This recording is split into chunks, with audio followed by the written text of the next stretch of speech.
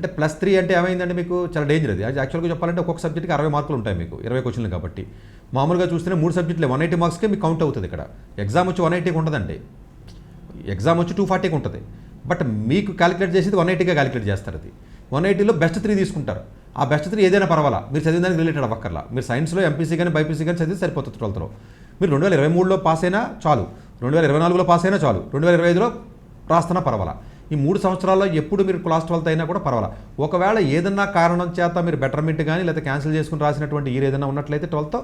అప్పుడు కూడా మీరు ఎలిజిబిలిటీ ఉంటుంది 3 ఏళ్ళు ఉంటే ఇంతకుముందు మీరు పాస్ అయినప్పటికీ కూడా లేదు ఓపెన్ స్కూల్లో రాసి ముందు నేను పాస్ అయ్యాను మార్కులు సరిగా రాలేదు తర్వాత ఓపెన్ స్కూల్ రాశాను ఆ ఓపెన్ స్కూల్ పాస్ 2023లో అయ్యాను అనుకోండి వాళ్ళు కూడా ఎలిజిబుల్ దీనికి సో అందువల్ల ఎలిజిబిలిటీ దగ్గర క్లారిటీ తీసుకోండి అలాగే మీకు సిలబస్ వచ్చి ఎన్సీఆర్టీలో 11th 12th 2 సిలబస్లో ఉంటాయి జనరల్గా మీకు నీట్ ఎవరైతే ప్రిపేర్ అవుతారో జేఈ ఎవరైతే ప్రిపేర్ దానికి సపరేట్గా చేసిన ప్రిపరేషన్ అట్లేదు ఆ ప్రిపరేషన్ సరిపోతుంది సో దీంట్లో ఉన్నటువంటి ఇంకొక రిస్క్ ఏంటంటే మీకు మినిమం అడ్మిసిబుల్ స్కోర్ అంటారండి ఎంఏఎస్ అంటారు జనరల్గా అంటే మీరు ఏదైతే అంటే అఫ్కోర్స్ దీని రాయడానికి 12th క్వాలిఫికేషన్ చెప్పాను కదా